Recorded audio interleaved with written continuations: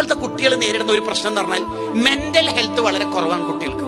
മനസ്സിന് ആരോഗ്യം കുറവ്. ഭയങ്കര തടിയും വലിയ ഭൂതക്കണ്ണാടിയും ഒക്കെ ഉണ്ടാവും, ബട്ട് മനസ്സിന് ആരോഗ്യം കുറവാണ്. അതുകൊണ്ടാണ് പണ്ടൊക്കെ നമ്മൾ SSLC എഴുതുന്ന കാലത്ത് 210 മാർക്കായിരുന്നു മിനിമം മാർക്ക് ജയിക്കാൻ. അന്ന് 210 കിട്ടിപ്പോയാൽ നമ്മൾ ലോകം കീഴടക്കിയ ഫീലിംഗ് ആയിരുന്നു. 46 ലഡു വാങ്ങും, 6 നമ്മൾ തന്നെ ഒന്നും, പിന്നെ 40 വിതരണം. എന്തായിരുന്നു സ്കൂൾ മൊത്തം നമ്മളതുപോലെയായിരുന്നു നമ്മൾ ആഘോഷിച്ചിരുന്നത്.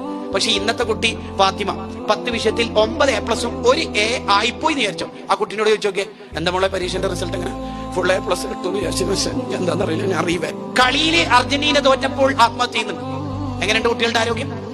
എങ്ങനെയുണ്ട് ആരോഗ്യം? ആലോചിക്കുക. ആരെങ്കിലും ഒന്ന് കളിയാക്കുമ്പോഴേക്ക് ആത്മഹത്യ പരിഹാരമായി ആലോചിക്കുകയാണ് പുതിയ തലമുറ. ചിന്തിച്ചു നോക്കിയേ. പണ്ടൊക്കെ സ്കൂൾ ഗ്രൗണ്ടിൽ നിന്നോ മാർക്കറ്റിൽ നിന്നോ കുട്ടിയെ പിടിച്ചു കൊണ്ടുവന്നിട്ട് വീട്ടില് റൂമിൽ പൂട്ടിയിട്ടാലും ഉമ്മ പറയും കുറച്ച് അടുക്കട്ടെ, കുറച്ച് പഠിക്കട്ടെ എന്ന് പറഞ്ഞാൽ നമുക്കൊരു ധൈര്യം.